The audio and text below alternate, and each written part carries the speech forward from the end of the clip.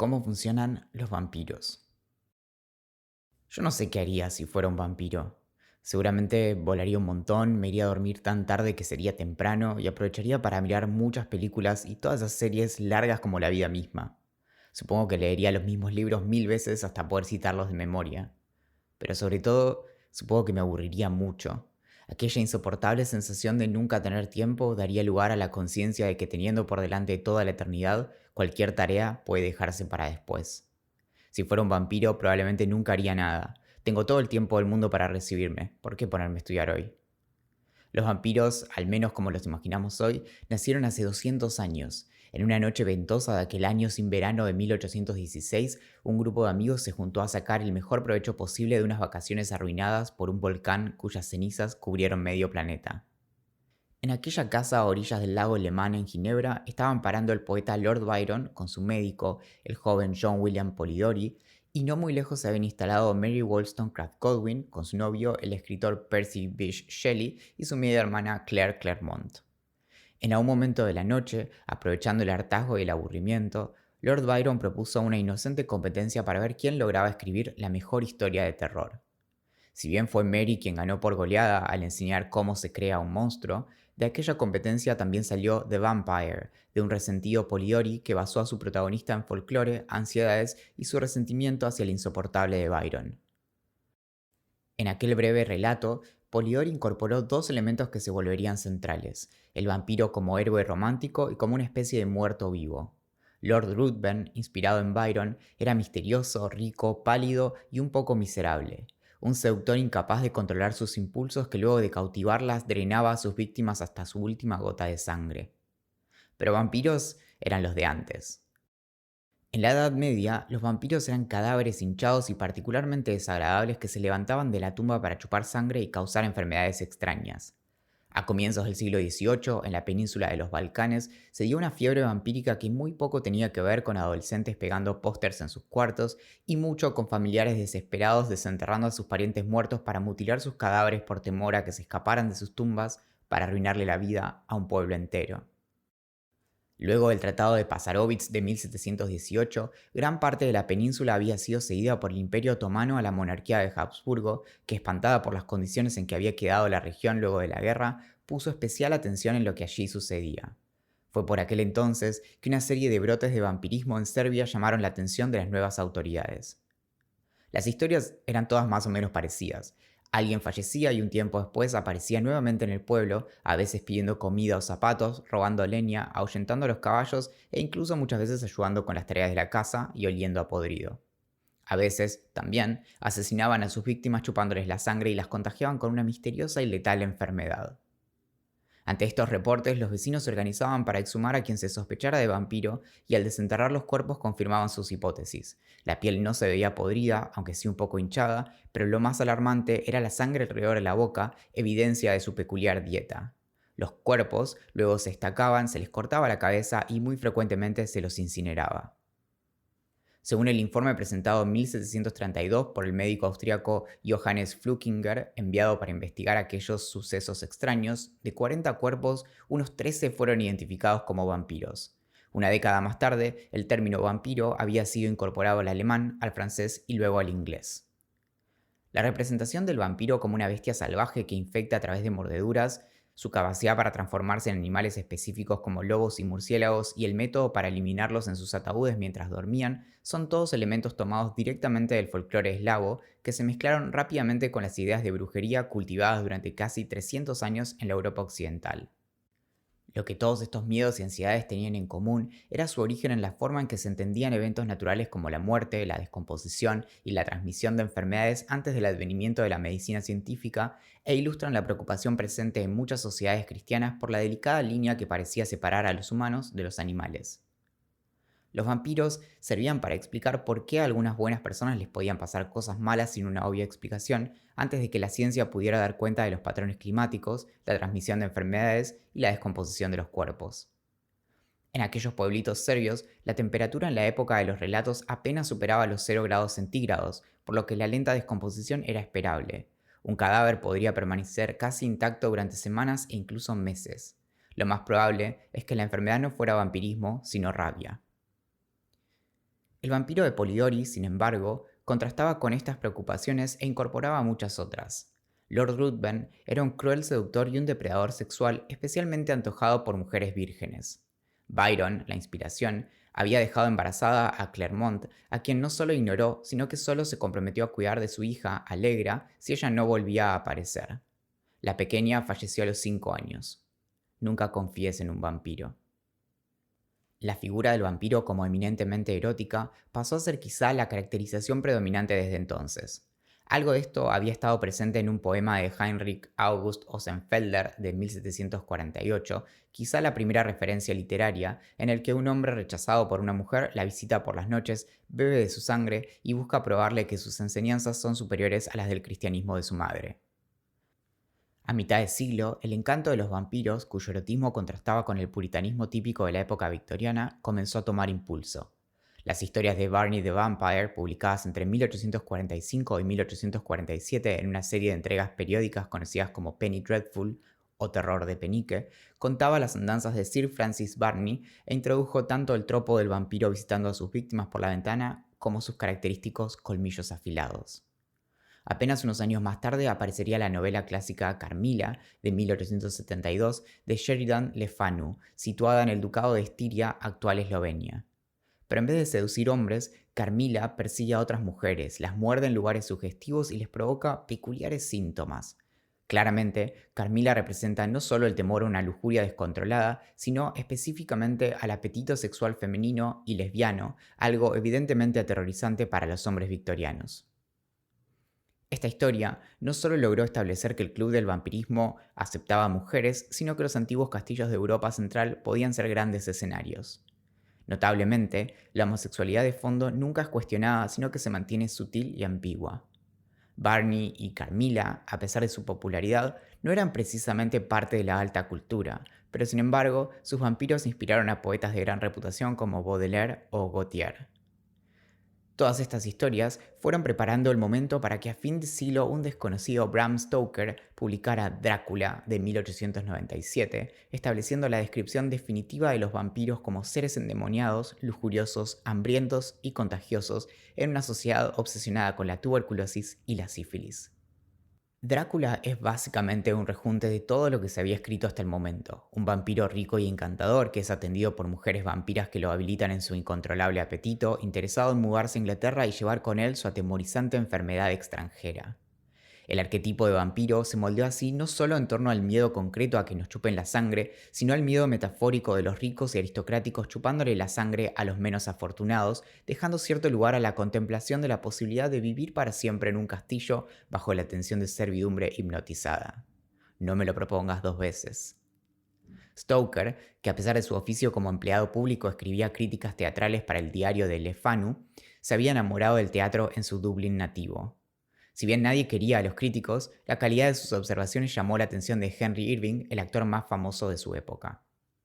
Stoker se casó con Florence Balcombe, el amor adolescente de Oscar Wilde, y pocos años después Irving invitó a los recién casados a Londres para que Stoker administrara su Lyceum Theatre. Para entonces ya había escrito varios libros de los que hoy no hubiéramos escuchado nunca si no hubiera sido por su famoso vampiro. Pero a pesar de la buena recepción de su novela, al momento de su muerte en 1912, el matrimonio apenas si llegaba a fin de mes. Como cuenta David J. Scull en la biografía Something in the Blood de 2016, Stoker no se preocupó por dejar un relato de su proceso de escritura y su viuda subastó todos sus cuadernos y anotaciones pocos años después de su muerte.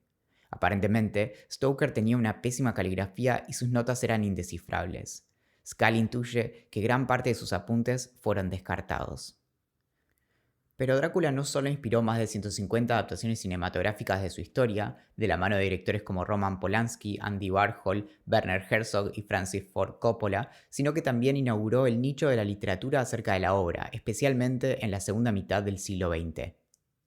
Durante un tiempo, los críticos freudianos hicieron su gracia y escribieron cualquier cosa y su contradicción, hasta que la atención comenzó a ponerse en sus aspectos políticos, raciales, de clase y de género. Casi sin material para trabajar más que la obra en sí, no pasó mucho tiempo hasta que Raymond T. McNally y Radu Florescu publicaran The Essential Drácula de 1979, una edición anotada cuya principal promesa era la de develar la historia que inspiró al autor dublinés. Estos historiadores habían conseguido algunas anotaciones de Stoker y anunciaron una nueva teoría. El autor habría basado el personaje de Drácula en un tal Vlad Drácula, también conocido como Vlad Tepes, un príncipe valaquiano del siglo XV que, al defender su tierra natal contra los turcos, había adquirido fama por su inusual crueldad. Tepes significa el empalador y aludía a su costumbre de ensartar a sus enemigos junto con mujeres y niños en estacas de madera. La prensa no podía más, todo cerraba por todos lados. Drácula era una figura histórica. ¡Oh, las posibilidades! ¡Las posibilidades!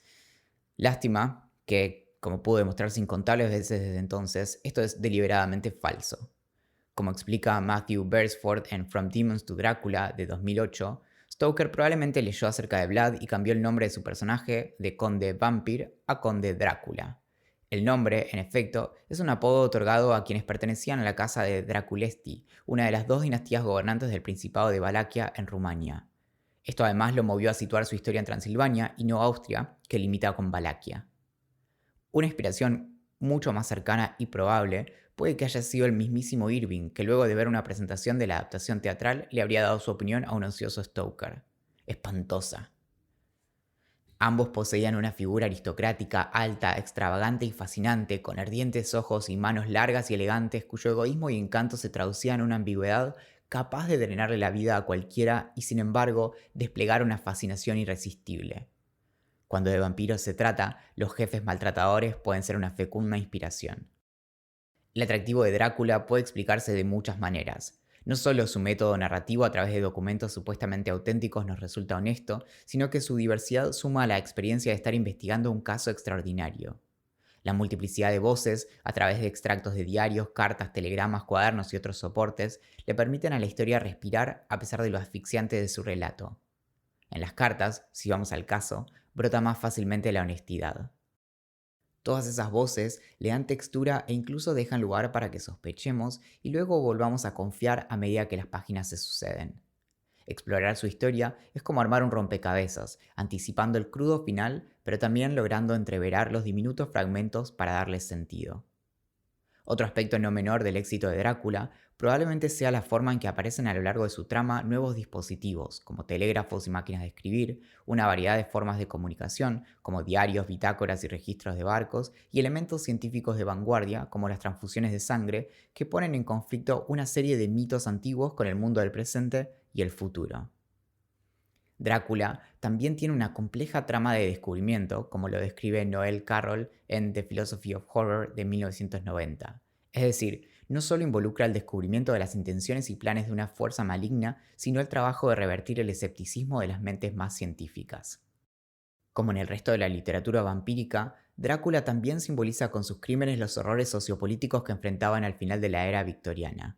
Como apunta Nina Auerbach en Our Vampires, Ourselves de 1995, la migración de judíos desde Europa del Este y el miedo a que se diluya la sangre inglesa, la homosexualidad, muy presente desde los juicios a Oscar Wilde, e incluso la mera sexualidad y experiencia erótica eran temas recurrentes en la literatura de fin de siglo. Auerbach, sin embargo, señala que Drácula es un relato insoportablemente heteronormativo. Quizá asustado por el caso de Wilde, Stoker pone especial énfasis en la fragilidad y bondad femenina, en contraste con el ideal de la nueva mujer y la fortaleza y endeble moralidad masculina. Aunque quizá su postura no fuera tan rígida, Mina, su heroína, es independiente, profesional, inteligente y razonable, casi feminista, pero también es compasiva y por momentos débil. La novela se presta a interpretaciones sociopolíticas, pero su carácter es particularmente sexual, o, mejor dicho, gira en torno a lo prohibido del sexo amenazante y tentador. O como señala Joanna Cochella, el desnudar la carne de la mujer, reclinarla, penetrarla. Leyendo estos asuntos, ¿pensamos en la inmigración? Fueron un montón de mujeres quienes dieron vuelta a las características fosilizadas de los vampiros y cultivaron la imagen que hoy tenemos de ellos. Luego de que el autor canadiense William Ross publicara sus adaptaciones literarias de la serie televisiva Dark Shadows a fines de los años 60, cuyo protagonista, el casi bicentenario vampiro Barnabas Collins, abandona las maldades para salvar a sus descendientes vivos, el terreno quedó preparado para la novedad. Cuando apareció Interview with the Vampire de 1976 de Anne Rice, los vampiros siguieron siendo crueles, aristocráticos y lujuriosos, pero se fueron acercando cada vez más a los héroes poéticos y ya no tanto a los villanos. más cerca de cómo Lord Byron creía que era y no tanto de cómo realmente era, como señala a Coachella. Nuestros vampiros se contienen y llevan sus no vidas luchando contra el impulso de herir a quienes quieren, porque nuestros vampiros también se enamoran. No son perfectos ni ricos, pero son generosos. Algunos pueden recuperar su alma y otros no solo pueden andar bajo el sol, sino que resplandecen y cada tanto comen fideos con pesto, supongo. Los vampiros a veces incluso son prácticamente célibes, aunque estuvieron a esto de ser cancelados. Eso sí, hoy en día los vampiros solo muerden con permiso.